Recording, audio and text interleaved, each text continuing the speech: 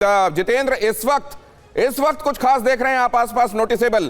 क्योंकि अभी भी वहां पर लगातार एजेंसीज मौजूद हैं और कुछ ना कुछ वहां से और पिक किए जाने की कोशिश हो रही है। जी बिल्कुल, देखिए जब से जांच एनआईए को सुपुर्द की गई है तब से एनआईए की टीम ज़्यादा एक्टिव दिखाई दे रही है स्पॉट के ऊपर। कुछ देर पहले कई एनआईए के अधिकारी यहाँ पहुंचे हैं और अभी भी अंदर मौजूद है और लगातार जो सैंपल्स इकट्ठा किए जा रहे हैं उनको लेकर भी बाकायदा वहाँ पर एक तरीके से कहा जाए तो एनालिसिस वहाँ पर किया जा रहा है। सबसे पहली कोशिश ये है कि जो प्रिलिमिनरी रिपोर्ट है वो कम से कम एनआईए के सामने आए ताकि पता चल सके कि अमोनियम नाइट्रेट के किस तरीके के ट्रेसेस वहाँ से बरामद हुए और कौन कौन से ट्रेसेस हैं। इसके अलावा ये भी कोशिश है जानने की कि कार के अंदर जब उमर बैठा हुआ था तो उसके साथ कुछ और लोग थे या कोई और शख्स मौजूद था या नहीं था, और साथ ही जितने भी सीसीटीवी कैमरे यहाँ लगे हैं उनके जरिए ये भी जानने की कोशिश की जा रही है क्या उमर की इस पूरे इलाके में घटनाक्रम से कुछ देर पहले किसी से कोई मुलाकात या बातचीत बिल्कुल बिल्कुल। लेकिन जितेंद्र एक जानकारी ये दीजिए, आप वहां पर इस वक्त हैं, लगातार जितनी भी एजेंसीज एनएसजी, एनआईए, रॉ, IB, Delhi police special cell, in fact army की सीडी यूनिट वहां पर पहुंची। ये बताइए मुझे, अभी वहां पर दिल्ली पुलिस की तरफ से कोई ऑफिशियल स्टेटमेंट आने वाला है क्या? अभी तक किसी ने कहा है कि यह टेरर ब्लास्ट है? कोई मुहर इस पर, क्योंकि जैश का नाम आ रहा है, पाकिस्तान का नाम आ रहा है, यूएपीए के तहत मामला दर्ज हुआ है। एक क्लैरिटी दीजिए हमारे दर्शकों को। जी बिल्कुल, देखिए यूएपीए के तहत मुकदमा दर्ज हो चुका है, एक्सप्लोसिव एक्ट के अंदर मुकदमा दर्ज हुआ है जो कि इस तरफ इशारा करता है साफ तौर पर कि ये दरअसल एक टेरर एक्ट है। तो सीधे तौर पर एफआईआर की जो धाराएं हैं वो इस तरफ साफ तौर पर इशारा कर रही हैं। जहां तक रही दिल्ली पुलिस के आधिकारिक बयान देने की बात, अब मामला जो है एनआईए के सुपुर्द कर दिया गया है। अब यानी कि आगे की तफ्तीश एनआईए करेगी, अपनी नई एफआईआर दर्ज करेगी। तो अब दिल्ली पुलिस की तरफ से बयान देने की कोई जरूरत यहाँ पर या फिर कहें यहाँ पर अब कुछ बनता ही नहीं है। तो अब जाहिर सी बात है आने वाले वक्त में एनआईए अब इस पूरे मामले पर स्पष्टीकरण अपना जारी करेगी। कल दिल्ली पुलिस के खुद मुखिया जो सतीश गोलचा, दिल्ली पुलिस कमिश्नर, वो सामने आए, उन्होंने अपना बयान दिया जिसमें उन्होंने बताया कि हर एंगल पर तफ्तीश जारी है। लेकिन कुछ देर बाद ही जब एफआईआर दर्ज की गई और खास तौर पर यूएपीए इसके अलावा एक्सप्लोसिव एक्ट के तहत जब एफआईआर दर्ज तो आपके पास लौटते हैं, आप तब तक और डिटेल जुटाइए। अभी कोई प्रेस कॉन्फ्रेंस नहीं, लेकिन लगातार ताबड़तोड़ तरीके से काम हो रहा है। और अगली खबर देखिए, दिल्ली ब्लास्ट पर जांच एजेंसियों के सूत्रों से यह खबर, फिदायीन हमले का शक और बड़ा होता जा रहा है। टाइमिंग, टारगेट फिदायीन हमले के संकेत दे रहे हैं। दिल्ली ब्लास्ट का पैटर्न पुलवामा हमले जैसा है। दिल्ली ब्लास्ट के दौरान जो कुछ दिखाई दिया वो बिल्कुल पुलवामा के जैसा। बिल्कुल दिनेश, आप जरा ये दिखाते हैं। पुलवामा में भी एक गाड़ी जिसमें आरडीएक्स भरा हुआ था, यहां भी एक गाड़ी जिसमें विस्फोटक भरा हुआ था, यानी बिल्कुल वही पैटर्न यहां पर साफ दिखता है। अब जरा देखिए दिल्ली ब्लास्ट फिदायीन हमले की थ्योरी क्या है, हमले की शैली देखिए, इसका पैटर्न देखिए और उससे आपको पता चलेगा कि किसका सिग्नेचर इसमें दिखाई दे रहा है। ब्लास्ट के वक्त कार में अकेला शख्स मौजूद था। पहले कहा जा रहा था कि 3 है, फिर बाद में पता चला केवल डॉक्टर उमर है और पहचान छिपाना इसमें मकसद था। कार में बैठे शख्स को काले रंग का मास्क लगाया हुआ दिखाया गया।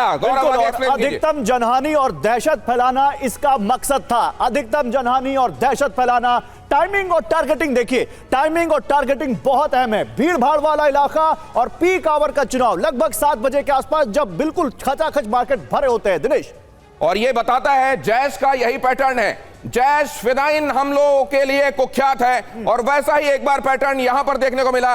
यह प्लानिंग, यह पैटर्न पुलवामा की तरह ही हमलावर विस्फोटकों से लैस था। यहां पर भी फिदायीन हमला, और इसीलिए अब और यहां पर यह खबर देखिए जरा, यह खबर, और उसके बाद इस कहानी को आगे बढ़ाते हैं। Code, decode, report, Delhi blast का फिदायीन हमलावर पिता उमर भट्ट, डॉक्टर उमर भट्ट के पिता का नाम है नबी भट्ट। ये फोटो है डॉक्टर उमर नबी, पुलवामा का रहने वाला, जम्मू कश्मीर का। ये फोटो हमारे पास है, एक्सक्लूसिव फोटो जो डॉक्टर उमर की हम दिखा रहे हैं। ये भी डॉक्टर है। अब सोचिए, डॉक्टर को धरती का भगवान कहा जाता है, लोगों की जिंदगियां बचाते हैं। न जाने कितनी जिंदगियां ले ली इस इंसान ने इस विस्फोट के बाद, और कितनी लेने वाले थे, क्या प्लान था।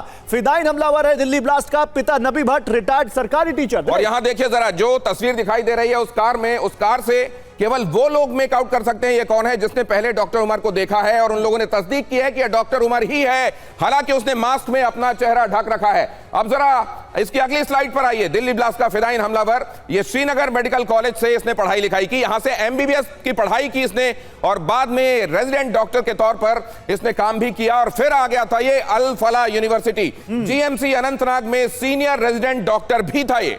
बिल्कुल, और अनंतनाग से नौकरी छोड़कर दिल्ली आया। जाहिर सी बात है कुछ ना कुछ प्लानिंग लंबी है, लॉन्ग टर्म प्लानिंग है। फरीदाबाद के अल फलाह यूनिवर्सिटी से बहुत सारे तार जुड़ रहे हैं। फरीदाबाद के अल फलाह यूनिवर्सिटी में यह शख्स प्रोफेसर था, जम्मू कश्मीर के पुलवामा का रहने वाला, अनंतनाग में नौकरी करता हुआ और फरीदाबाद पहुंचा, दिल्ली के बिल्कुल करीब पहुंचा।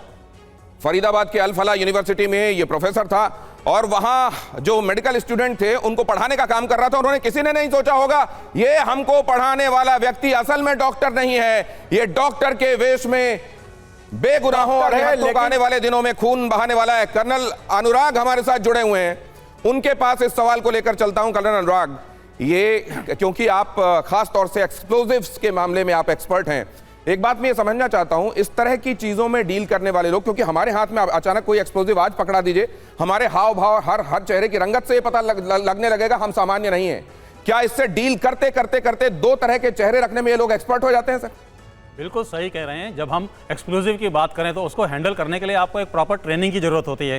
ट्रेनिंग इसलिए ज़रूरत होती है कि आपको कॉन्फिडेंस आना चाहिए कि जब आप उसको हैंडल कर रहे हैं, ना केवल उसकी सेफ्टी का ध्यान रख सकते हैं, लेकिन समय आने पर आप उसको अच्छी तरह से यूटिलाइज भी कर सकते हैं। जैसे इस केस के अंदर देखा गया, जो रॉ मटेरियल यूज़ किया गया, जो पुलिस ने पकड़ा था, जो कि अमोनियम नाइट्रेट था। अमोनियम नाइट्रेट बाजार में ईजिली अवेलेबल है क्योंकि ये यूरिया ग्रेड में आता है, लेकिन इसको कन्वर्ट करने के लिए, एक्सप्लोजिव ग्रेड कन्वर्ट करने के लिए ऐसा लगता है कि इन्होंने अल फलाह यूनिवर्सिटी के लैब का या किसी और जगह पर यूटिलाइज किया होगा, जिससे कि जैसे कि इसका कंपोजिशन आप देखेंगे कि नाइट्रोजन और ऑक्सीजन को 50-50 मात्रा में वेट के हिसाब से मिक्स किया जाता है। और इसके बाद अगर ये किसी भी फ्यूल के साथ, जैसे कि इस केस में ऐसा प्रतीत होता है कि जो पेट्रोल का टैंक था या डीजल का, वटेवर जो भी फ्यूल रही होगी, बिल्कुल सही कह रहे हैं आप।